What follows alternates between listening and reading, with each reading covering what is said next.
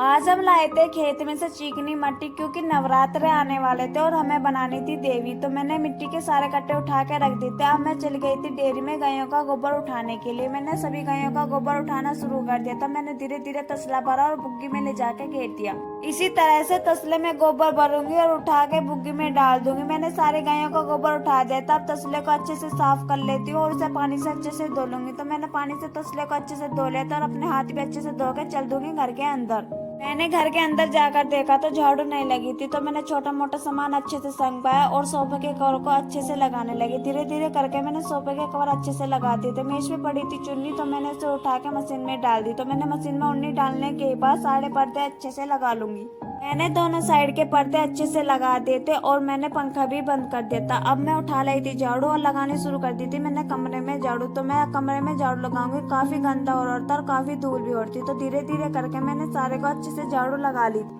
चौक में झाड़ू लगा रही थी तो देखा बारिश की वजह से सारे को काई लग चुकी थी और खारा पानी होने की वजह से टपों में भी काई लग चुकी थी काफी। काई छुटाने के लिए मैं ले गई थी कपड़े साफ करने का ब्रश। तो मैंने इसे अच्छे से रगड़ा, लेकिन इस पे कोई फर्क नहीं पड़ा। मैंने पानी गिर के भी देखा, लेकिन इस पे कोई फर्क नहीं पड़ा। काफी टाइम हो गया था इसे रगड़ते रगड़ते, लेकिन नहीं छुटा। मैं ब्रश रगड़ने के बाद भी काई नहीं छुटी थी। तो सोचा झाड़ू लेके दीवार पे रगड़ूंगी तो इसकी काई छुट जाएगी। तो मैंने झाड़ू तेजी के साथ रगड़ी, लेकिन इस पे भी कोई फर्क नहीं पड़ा, ना ही काई छुटी। मैंने नीचे भी रगड़ा, लेकिन नहीं काई छुटी। तो अब मैं पानी डाल के देख सकती हूँ, तब भी नहीं छुटी।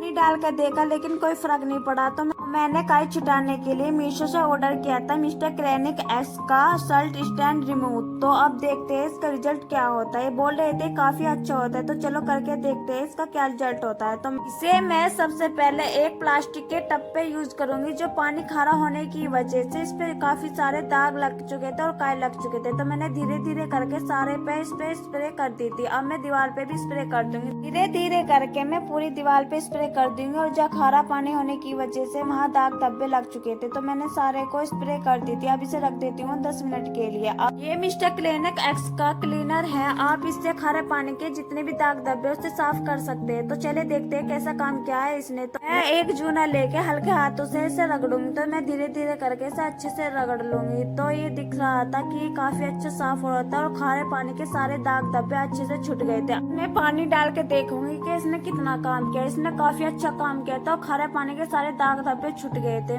इसी तरह से धीरे धीरे करके मैं दोनों टब के खारे पानी के दाग धब्बे छुटा लूंगी। तो मैंने धीरे धीरे करके सारे धब्बे छुटा लेते और इसे पानी गिर के देख लेते। दोनों नए जैसे लग रहे थे, आप देख सकते हो बिल्कुल नए जैसे लग रहे थे। अब मैं दीवार पे भी झाड़ू लेके मर जाऊंगी। इसी तरह से धीरे धीरे करके दीवार पे भी मैं झाड़ू रगड़ूंगी और काई छुटा लूंगी। तो दीवार की भी काई अच्छे से छुट गई थी। अब मैं पानी डाल के इसे अच्छे से साफ कर लूंगी। तो मैंने सारे को पानी डाला और सारी काई को अच्छे से छुटा लिया था। अब मैं ड्राम को रख दूंगी उसकी सही जगह पर।